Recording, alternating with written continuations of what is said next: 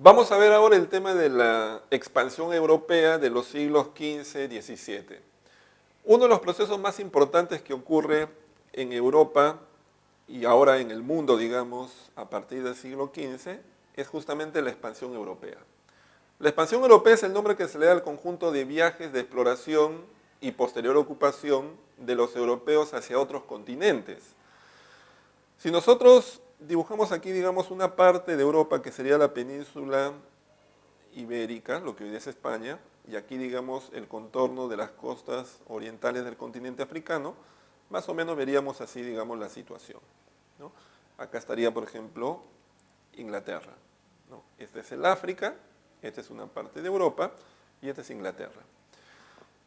El mundo conocido de la época hasta antes de los viajes de exploración era más o menos esto.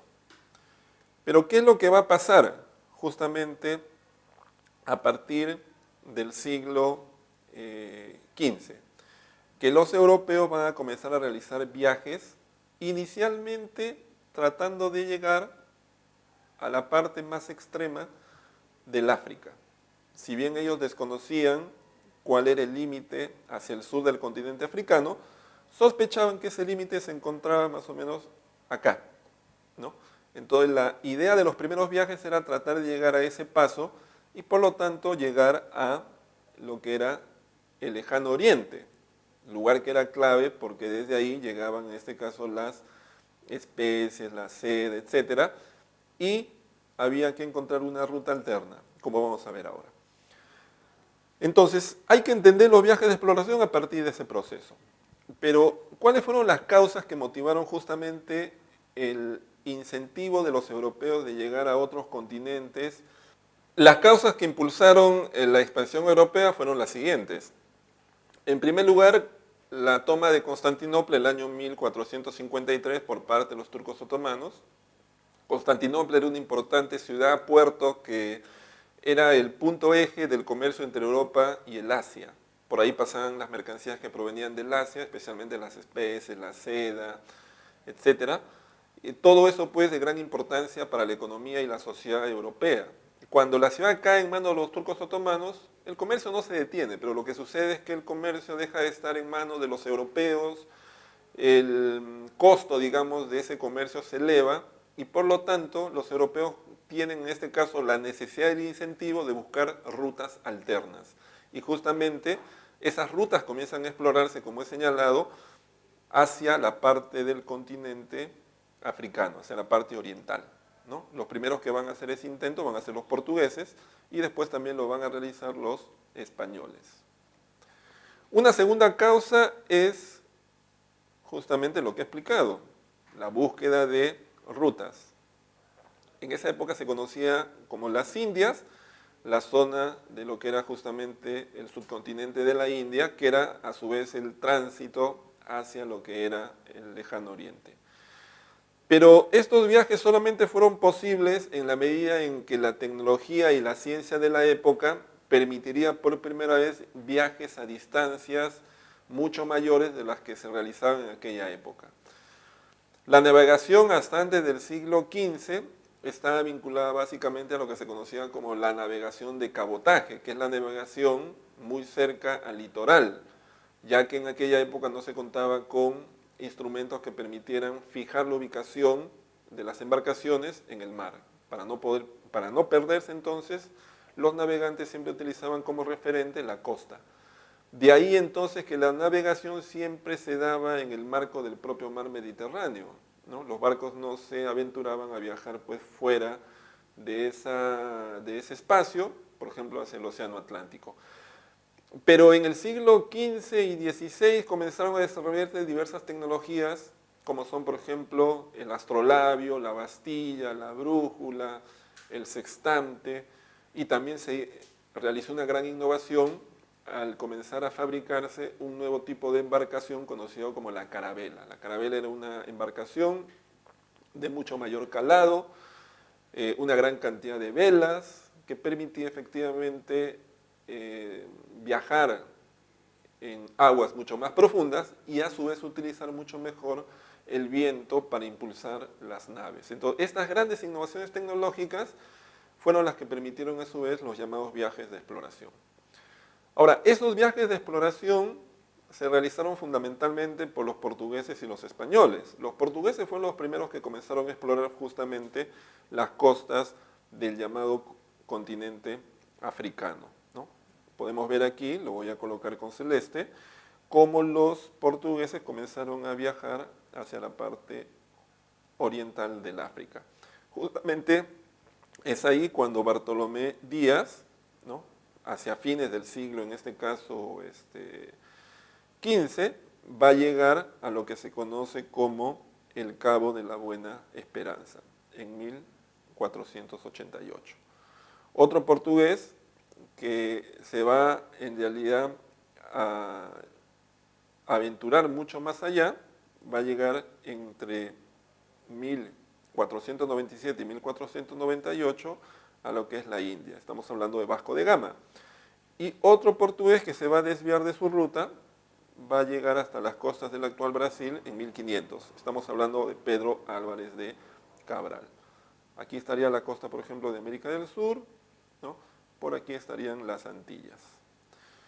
En el caso de los españoles, Cristóbal Colón, en 1492, justamente va a llegar a lo que hoy día conocemos como las Antillas. Y de esa manera se va a convertir en el descubridor de lo que es el continente americano. También, bajo patrocinio de la corona española, Magallanes y Elcano van a ser los primeros europeos en dar la vuelta al mundo, entre 1519 y 1521.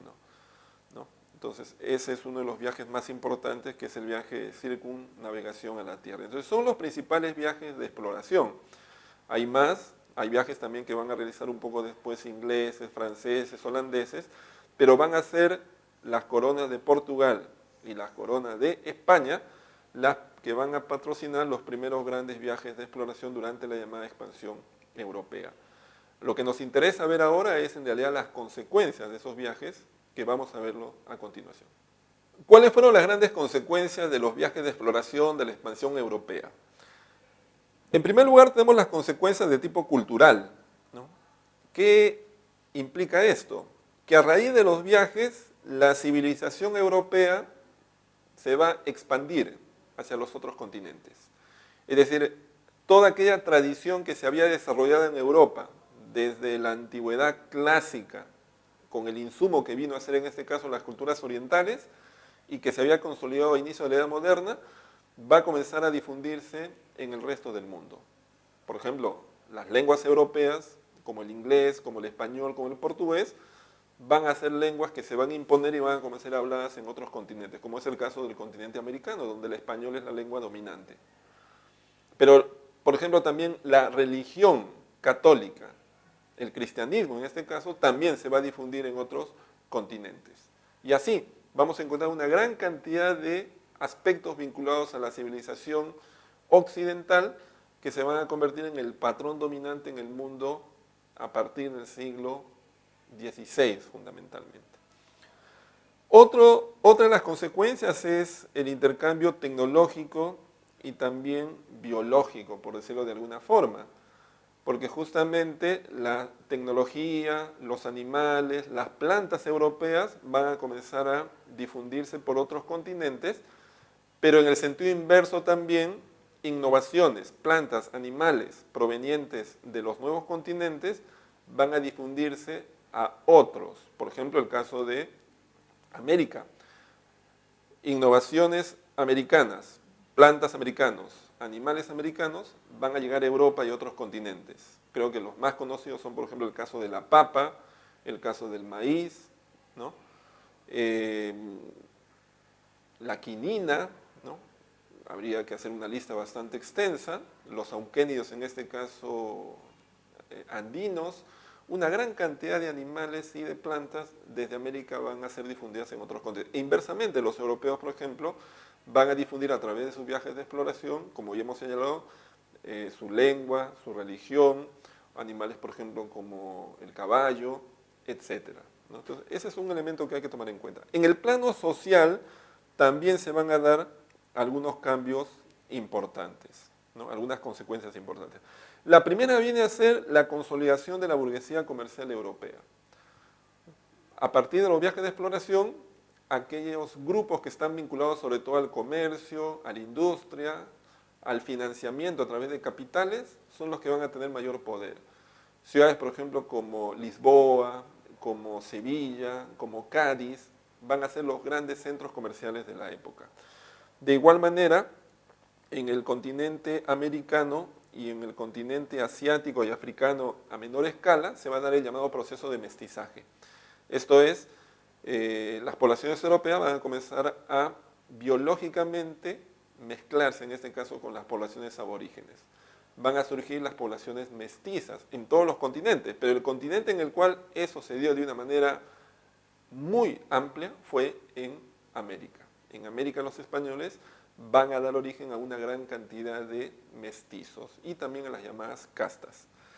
Luego también los europeos, ¿no?, van a traer al continente americano y otros continentes lo que viene a ser, por ejemplo, nuevos sistemas de trabajo como la mita, como el cuatequil, y también enfermedades que sus organismos habían desarrollado desde mucho tiempo antes, ante los cuales las poblaciones aborígenes no tenían, digamos, las defensas desarrolladas. Entonces, en ese contacto que se va a dar en los primeros viajes de exploración, las poblaciones americanas en algunos lugares van a desaparecer casi por completo. Por ejemplo, cuando Colón llega a las Antillas en 1492, en los años siguientes, la población de taínos va prácticamente a desaparecer, producto de las epidemias por las enfermedades que los europeos habían traído. Lo mismo ocurre en otras áreas como el área andina, donde una buena parte de lo que se conoce como el colapso demográfico estuvo asociado a la llegada de enfermedades como la viruela, el sarampión, etcétera, entre otras. En el plano político también hay consecuencias, ¿no? La más importante es la formación de los primeros imperios ultramarinos, que son el imperio español y el imperio portugués, con grandes posesiones en muchos lugares del mundo, del África, del Asia, Oceanía y obviamente América. Luego también conflictos entre las naciones europeas justamente por acceder a esos territorios. España, Portugal permanentemente van a estar en guerra con naciones como Holanda, Francia, Inglaterra, porque compiten por la ocupación de los territorios, compiten por el comercio, compiten por las riquezas. Y en el plano económico, desde este momento hacia adelante, el océano Atlántico se va a convertir en la nueva vía del comercio mundial, ¿no? El Mediterráneo va a dejar de tener ese rol y más bien el océano que separa a los continentes europeo, americano y de alguna manera por el cual se tienen que transitar para llegar a las costas del África, se va a convertir en el nuevo eje del comercio mundial. Y finalmente surge el monopolio comercial, que es una política mediante la cual los nacientes imperios, como España y Portugal, van a tratar de mantener el control del comercio en los territorios que ellos tenían políticamente controlados, para tratar de evitar el acceso a esas rutas comerciales de otras naciones que buscaban obviamente llegar, como es el caso de Inglaterra, es el caso de Francia, es el caso de Holanda. Entonces el monopolio es una política que naciones como Portugal y España van a implementar infructuosamente a lo largo de varios siglos para mantener el control de su comercio con sus colonias.